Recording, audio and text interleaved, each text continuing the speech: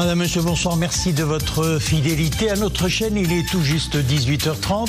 C'est l'heure du journal. Voici les principaux titres. Rabat-Paris, l'heure est au réchauffement des relations. Le chef de la diplomatie française, Stéphane Séjourné, s'est entretenu à Rabat avec son homologue Nasser Bourita. Les deux responsables ont exprimé leur volonté de renouveler le partenariat bilatéral sur la question du Sahara marocain. Paris réitère son soutien sur la base du plan d'autonomie proposé par le Royaume.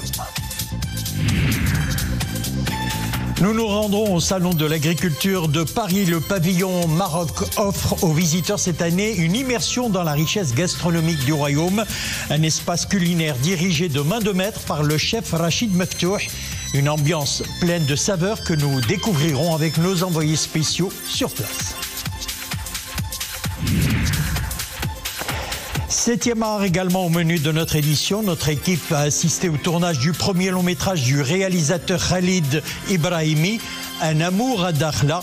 L'histoire met en scène deux amis intimes, deux personnages féminins en quête d'une renaissance.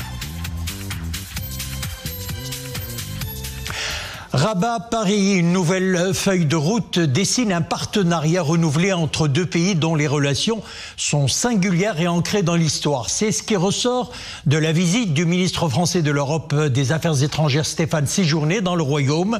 Au menu de son déplacement, le premier du genre dans le Maghreb depuis sa nomination, des entretiens avec le ministre des Affaires étrangères, de la coopération africaine et des Marocains résidant à l'étranger, Nasser Bourita. Plusieurs autres questions ont été également au menu. L'occasion aussi pour Paris de réitérer son soutien au plan d'autonomie proposé par le Maroc, soulignant à cet égard qu'il est temps pour la France d'avancer sur la question du Sahara marocain. Nisrine Aouzdar, Farah Saf et Samir Barka. C'est un nouveau chapitre qui s'ouvre dans les relations entre le Maroc et la France. Des relations singulières, basées sur l'amitié, le respect mutuel, la sincérité et la confiance. Et cela pour un partenariat renouvelé et encore plus solide. العلاقة المغربية الفرنسية هي علاقة دولة لدولة كي يرعاها وكيشرف عليها. Les relations entre le Maroc et la France sont des relations d'État à État. Des relations sur lesquelles veillent Sa Majesté le roi Mohammed VI et son Excellence le président Emmanuel Macron. Ce sont des relations singulières et très fortes, et la France est un partenaire distingué du Maroc sur les plans politiques, économiques et humains aussi. Ce sont également des relations en phase de renouvellement des acteurs et des approches, et cela pour accompagner le développement et les mutations que connaît le monde et les deux pays partenaires. Pour renouveler ce lien, notre feuille de route, justement, elle est claire et ambitieuse. Notre projet doit être à la mesure des nouveaux défis du siècle. Nous serons plus capables ensemble que séparément, avec le respect, avec transparence et avec une forme de fidélité collective. Nous nous sommes attelés ce matin à ce travail, et ces derniers mois, les diplomates de nos deux pays ont beaucoup échangé sur une grande diversité de sujets. Sur tous ces sujets, notre proximité est naturelle et nos intérêts sont également très convergents. Le ministre français de l'Europe et des Affaires étrangères, Stéphane Séjourné, n'a pas manqué de réitérer le soutien clair et constant de son pays au plan marocain d'autonomie dans les provinces du Sud, soulignant à cet égard qu'il est temps pour Paris d'avancer sur cette question. Le Maroc peut compter sur la France pour défendre ses priorités nationales aujourd'hui, mais également demain. Et je veux ici aborder sans détour une question sur laquelle nous avons également abordé un certain nombre de points. Et cette question a particulièrement été à l'ordre du jour de nos conversations. Il s'agit de la question du Sahara. C'est un enjeu existentiel pour le Maroc. Nous le savons. Un plan d'autonomie présenté par le Maroc est sur la table depuis 2007 maintenant. Monsieur le ministre, vous savez personnellement que depuis l'origine de ce plan, le Maroc peut compter sur le soutien clair et constant de la France à ce plan. Nous l'avons dit et je le redis aujourd'hui, peut-être avec plus de force, il est désormais temps d'avancer et j'y veillerai personnellement. Le Maroc et la France, c'est aussi des intérêts convergents. Les deux pays ont toute la légitimité et sont investis d'une responsabilité commune pour être au devant de la réflexion dans leur espace régional. Rabat et Paris doivent travailler ensemble pour faire renaître l'Union pour la Méditerranée, qui se trouve aujourd'hui dans une situation de léthargie. Oui, aujourd'hui, il y a un problème au sein de l'Union pour la Méditerranée. Le problème pour nous n'est pas institutionnel. La léthargie institutionnelle reflète une situation qui existe en Méditerranée. Et je vais être très franc. L'Union européenne est toujours hésitante, stratégiquement. Est-ce que voisinage Est, voisinage Sud, quelle proportion, qu'est-ce qu'on fait? Et tant qu'il y a cette hésitation stratégique au niveau de l'Union européenne, l'Union pour la Méditerranée ne peut pas faire plus que ce qu'elle fait maintenant. Une nouvelle dynamique est donc enclenchée dans les relations entre Rabat et Paris. Dans les prochaines semaines, plusieurs visites de hauts responsables du gouvernement français sont attendues au Maroc, avec l'ambition de booster les échanges sectoriels. Notre invité sur le plateau ce soir, M. Amin Laridi, expert international en diplomatie économique et les stratégies de développement. Amin Laridi, bonsoir. Donc, le ministre des Affaires étrangères français séjournait au Maroc. Donc, c'est la première visite du ministre dans les pays du Maghreb. Alors, première question, que retient-on de ce déplacement ? Alors, Son Excellence, Monsieur le ministre des Affaires étrangères du Royaume du Maroc, Monsieur Borreta, disait justement dans son allocution en langue souveraine, en langue arabe, que c'était des relations fortes et singulières. C'est d'ailleurs venu dans votre reportage. Et on reste fidèle à ces deux éléments de langage très importants qui en disent justement long sur l'importance de ces relations. Mais avant cela, permettez-moi de vous exprimer mon plaisir de vous retrouver sur ce plateau et mon plaisir et mon honneur en tant que citoyen de ce beau pays, le Royaume du Maroc, de voir justement autant de rayonnement de la haute diplomatie, de la très haute diplomatie de notre souverain, Sa Majesté le Roi Mohammed VI. Une diplomatie de clarté, une diplomatie d'ambition, comme Sa Majesté lui-même l'a défini, une diplomatie d'efficacité, une diplomatie de continuité, de fidélité et une diplomatie également en plein, toujours en fait, en continu renouveau et consolidation des acquis.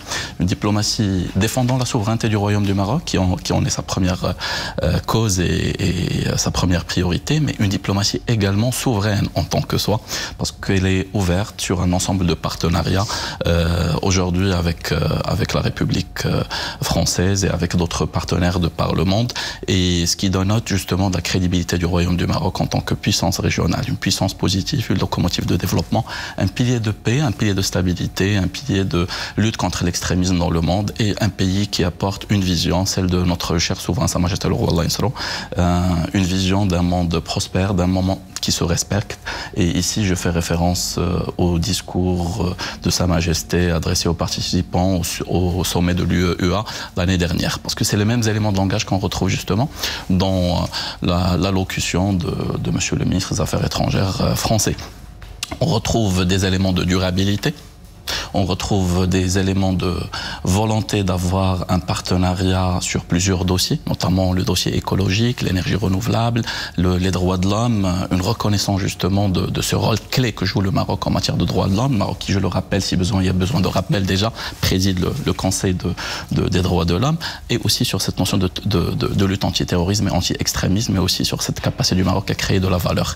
Donc, si on résume tous ces éléments pour clore en fait cette première partie avec votre permission. Justement parce que le ministre français a choisi, je le disais, le Maroc pour première destination, tout à fait. Et justement, quand on résume ces éléments-là, Sidi Boubacar, on est en train de parler de durabilité, on est en train de parler de territorialité, on est en train de parler du respect du rôle que joue le Maroc, non seulement à l'échelle régionale, mais aussi à l'échelle internationale, et d'une multiplicité de dossiers. On ne parle plus uniquement de l'économique en bloc ou du politique en bloc, on parle justement de tous ces volets-là, énergie renouvelable, écologie, droits de l'homme, lutte antiterroriste, paix et sécurité. C'est la France qui réclame le partenariat stratégique, la continuité du partenariat stratégique avec le Royaume du Maroc. Encore une fois, une marque de respect par rapport à notre pays, par rapport à sa souveraineté et par rapport au rôle qu'il joue à l'international. Alors, le chef de la diplomatie française, nous disons, s'est entretenu avec Nasser Bourita, une entrevue qui est suivie d'une conférence de presse conjointe. Les deux responsables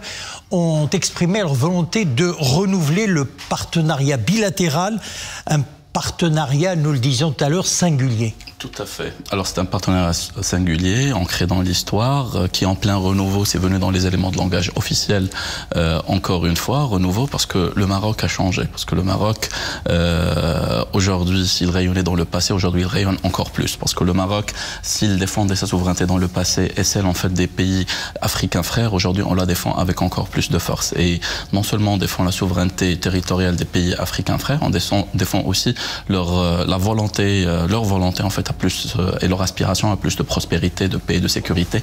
Et je rappelle ici justement le beau projet, le très haut projet lancé par Sa Majesté le Roi lors du 6 novembre dernier. On parle du Maroc comme locomotive de paix et de prospérité au travers justement d'une zone aujourd'hui qui connaît beaucoup de conflits, à savoir la zone de Sahel et aussi en fait l'Afrique Atlantique, la transformer en une zone de confiance mutuelle, transformer les frontières d'espaces de séparation hérités de la colonisation en des espaces de continuité, en des cultural bridges, en des ponts culturels et civilisationnels, de coopération mutuelle, de confiance mutuelle, et où le Maroc non seulement se développe, mais contribue au développement de tous ces pays des régions. Et d'ailleurs, c'est venu dans les éléments de langage aussi de la réponse de M. Bouretta, suite à la question qui a été posée par un de vos collègues de la MAP, de l'agence marocaine de presse officielle. La question, elle portait sur le volet multilatéral. Et c'est justement, je regarde toujours avec admiration cette capacité de notre pays à passer du bilatéral au multilatéral avec brillant, où le Maroc ne parlait pas, où son Excellence Monsieur le ministre des Affaires étrangères marocain ne parlait pas uniquement des relations mutuelles, il parlait également aussi de l'espace méditerranéen, il parlait aussi des enjeux au niveau du Sud et de la défense des droits, encore une fois, des pays du Sud à plus de prospérité, à plus de création d'emplois.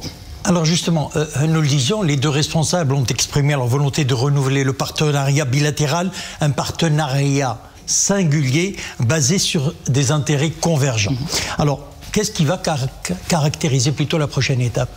Déjà, la prochaine étape ne peut se passer que sous le très haut leadership justement et la haute clairvoyance de Sa Majesté le Roi Mohammed VI, comme c'est venu d'ailleurs dans l'introduction de M. Bouretta, et la main dans la main et en concertation avec son Excellence le Président de la République française.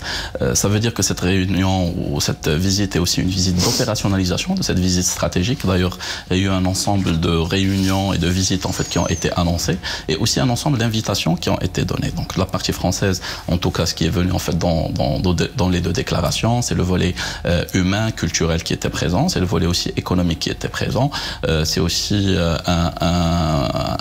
une invitation en fait aux homologues marocains de visiter aussi Paris, capitale de l'Hexagone. Donc une multiplicité en fait des actions, mais moi ce qui m'a marqué en fait de manière à titre personnel, c'était aussi cette valorisation désormais du rôle que joue le Maroc en tant que pilier de paix et de sécurité. Et je rappelle qu'au mois d'août dernier, le Royaume du Maroc était salué par la communauté européenne, notamment par nos amis roumains, pour le rôle qu'avaient joué en fait les différents organes sécuritaires marocains dans la libération d'un otage dans la région du Sahel. Ça dénote du respect que nous avons auprès de nos partenaires du Nord, mais ça dénote avant tout du respect dont nous bénéficions et de l'aura positive dont nous bénéficions auprès des pays frères dans le Sahel, mais aussi partout en Afrique.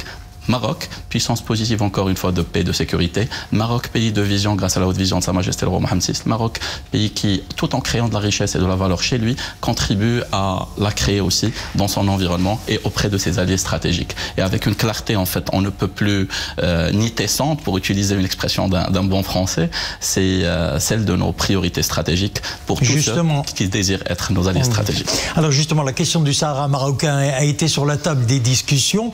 Alors là-dessus, Stéphane Séjourné a souligné la centralité de cette question pour le Maroc et le soutien de son pays sur la base du plan d'autonomie proposé par le Royaume. Séjourné a souligné un soutien clair et constant de Paris. Alors, je vous répondrai en citant, on ne peut trouver meilleure citation que celle en fait du discours de Sa Majesté le Roi Mohammed VI, qui disait clairement et qui nous montre la voie. Le Maroc regarde ses relations internationales sous l'angle et sous les auspices du soutien pour le Sahara marocain et la souveraineté du Royaume du Maroc sur tout son territoire, y compris en fait les provinces du Sud.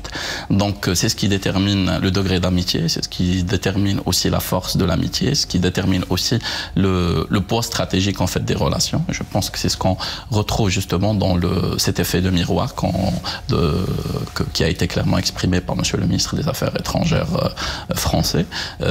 C'est cette volonté d'aller de l'avant, parce qu'il ne s'agit pas uniquement en fait de soutenir, mais d'avancer. C'est d'avancer d'avancer. Certes, la France, en 2007, déjà exprimait son support au plan d'autonomie proposé par le Royaume du Maroc, qui, dans son introduction, est très clair. Ce plan ne peut se dérouler que sous la souveraineté totale du Royaume du Maroc. Donc c'est un soutien à la souveraineté, oui, mais on s'attend encore plus à un ami singulier, un ami avec qui les relations sont très fortes, et peut-être que le futur proche nous amènera de belles news quelque part. En tout cas, c'est des relations qui sont puissantes, et c'est des relations qui ont un fort potentiel, et certainement que tout soutien à la cause nationale va les renforcer et va leur donner un élan et une locomotive pour le futur. Monsieur Amin Laridi, merci d'avoir répondu à nos questions. Je rappelle que vous êtes expert international en diplomatie économique et les stratégies de développement. Merci. Un plaisir, cher monsieur. La 55e session ordinaire du Conseil des droits de l'homme s'est ouverte aujourd'hui à Genève. Intervenant à l'ouverture du segment de haut niveau de cette 55e session, son président Omar Zneiber a indiqué que le chantier de réforme fait l'objet d'une évaluation minutieuse des réalisations positives et des lacunes en termes d'efficacité et d'agenda en vue de la décision sur la réforme prise par l'Assemblée générale des Nations unies. Dans ce contexte, le président du CDH a passé en revue l'impact des questions de sécurité alimentaire, de santé et de la crise environnementale sur la jouissance effective des droits de l'homme. Le Conseil examinera plus de 100 rapports présentés par le secrétariat des Nations Unies et le Haut Commissariat des Nations Unies aux droits de l'homme, des experts des droits de l'homme et par d'autres organes d'enquête.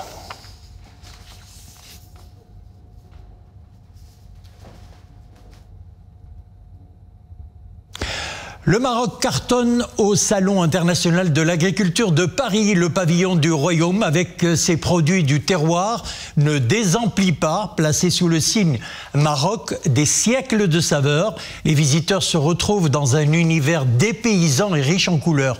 Le pavillon renseigne sur la richesse et les multiples atouts de la gastronomie marocaine, le tout bercé dans une ambiance, vous allez le voir, orchestré par le chef Rachid, l'ambassadeur de l'art culinaire marocain au salon. Nous retrouvons nos envoyés spéciaux depuis la capitale française, Nissil Hamdaoui, Mohamed Chouanina, Adel Ilal-Chab. La gastronomie marocaine fait son show au cœur de Paris, dans la plus grande ferme de France. Derrière moi, le chef Rachid sort le grand jeu pour épater le palais des visiteurs du pavillon marocain. Et visiblement, ces plats préparés avec des ingrédients issus du terroir national rencontrent un grand succès auprès des fins gourmets. Bon, on fait déguster au sein du stand. Il est midi. C'est l'heure du coup de feu pour le chef Rachid. Derrière les fourneaux, il est un véritable chef d'orchestre. Au milieu du pavillon du Maroc, chef Rachid joue une symphonie gastronomique aux saveurs du terroir national. Bienvenue au stand marocain. Ici, le chef ne cache pas le secret de l'art culinaire marocain. La magie se niche dans les produits de nos terres, mais aussi dans la bonne dose d'amour que nous injectons dans nos plats. C'est vraiment la première fois, hein. Et c'est vraiment bon. C'est vraiment bon, ouais. C'est une belle découverte. Beaucoup de choix, les aubergines sont excellentes. Oui, très bien. Je trouve qu'en apéritif, ça peut très bien le faire, quoi. Une excellente dégustation. C'est vrai que ça fait rappeler beaucoup le Maroc. Aujourd'hui, nous sommes présents ici, bien sûr, avec les incontournables, des petites salades marocaines comme le zeylouk, aubergine, là on travaille un peu fumé. On a aussi tktuka avec les poivrons, donc c'est à la couleur du Maroc. Et aussi on a le bqoula, on a la pastilla aux fruits de mer, pastilla poulet et amandes.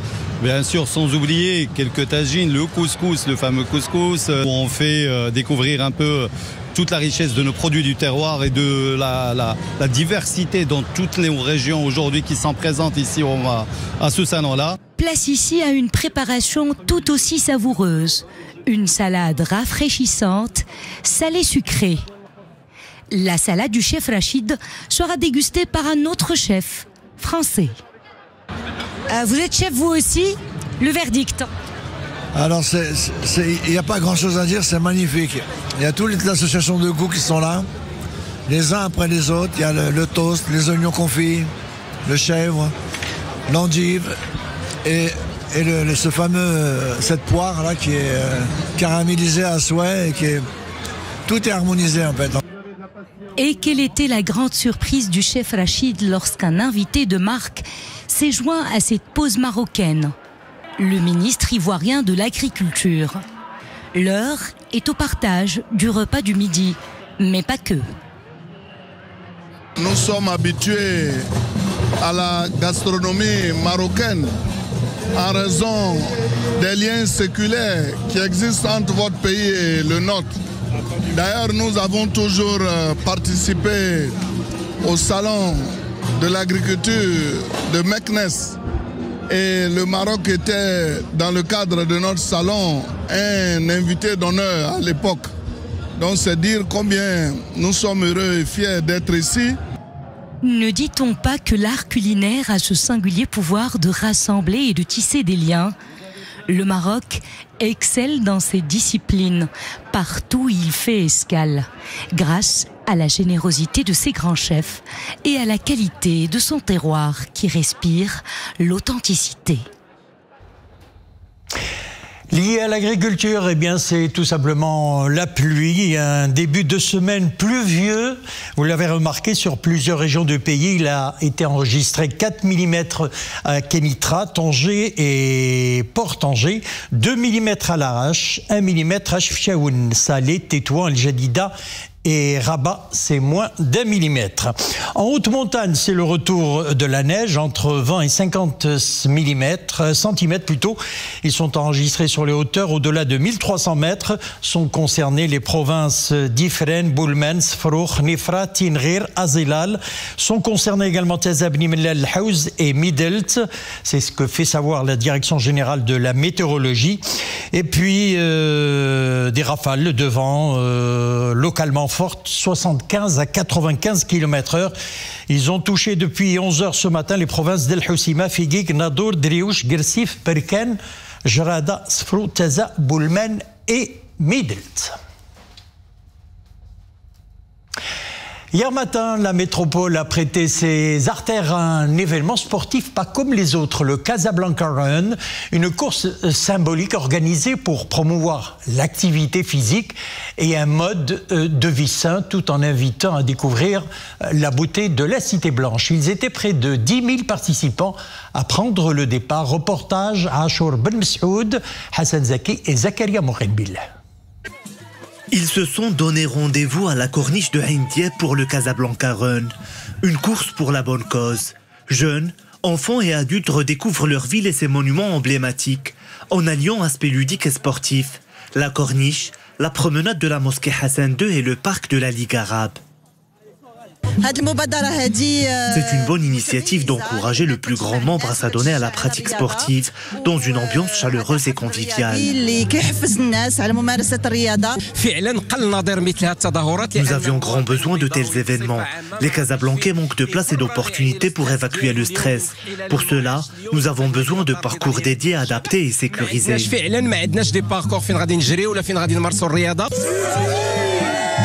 Course, footing ou fitness par des coachs professionnels. En famille ou entre amis, chacun peut sélectionner les séances de son choix. Des activités non compétitives dont le but est de donner envie aux participants d'une pratique régulière du sport.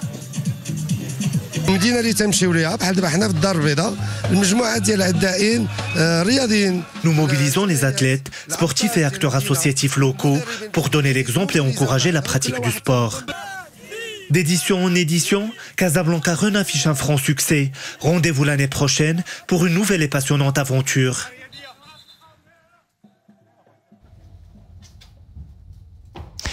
Et cap à présent sur Dakhla, où notre équipe a assisté au tournage du premier long métrage du réalisateur Khalid Ibrahimi, Un amour à Dakhla, un décor grandeur nature qui reflète les émotions des deux personnages féminins en quête d'une renaissance. Mohamed Iddes, Bakar Dlimi, Maria Oued. C'est l'histoire d'une tranche de vie, celle d'une jeune femme atteinte d'un cancer et qui, pour ne pas sombrer, décide de se réinventer. Avec sa meilleure amie Majda, elle déménage à Dakhla, au contact de la nature. Une fresque féminine racontée par le réalisateur Khalid Ibrahim qui filme l'intime comme un paysage désertique. L'idée de ce film a germé entre un ami et moi. Nous avons écrit et travaillé ensemble afin de raconter une histoire de femme bien ancrée dans le moment présent. Voilà pourquoi Dakhla s'est imposé comme notre lieu de tournage. Les paysages sont sauvages et en même temps très beaux à l'image des deux personnages. C'est la première fois que je joue dans un film tourné à Dakhla. Le décor naturel est absolument incroyable. Et que dire de l'équipe technique? Chacun connaît son rôle à la perfection et le réalisateur nous dirige avec beaucoup de bienveillance. Travelling et Steadicam permettent de raconter, presque en immersion, la complexité des sentiments humains. Filmée comme un personnage à part entière, la lagune de Dakhla apparaît comme l'allégorie des angoisses existentielles. Je joue le rôle de Rachid, un coach en kitesurf qui adore sa lagune, qu'il n'échangerait pour rien au monde. C'est vraiment sympa de tourner en plein air et aussi longtemps. Soutenu par le ministère de la Culture, le premier long métrage de Khalid Ibrahimi sortira dans les salles courant 2024. Voilà, c'est avec la page cinéma que nous refermons l'édition. Merci de nous avoir suivis. Excellente soirée et à demain.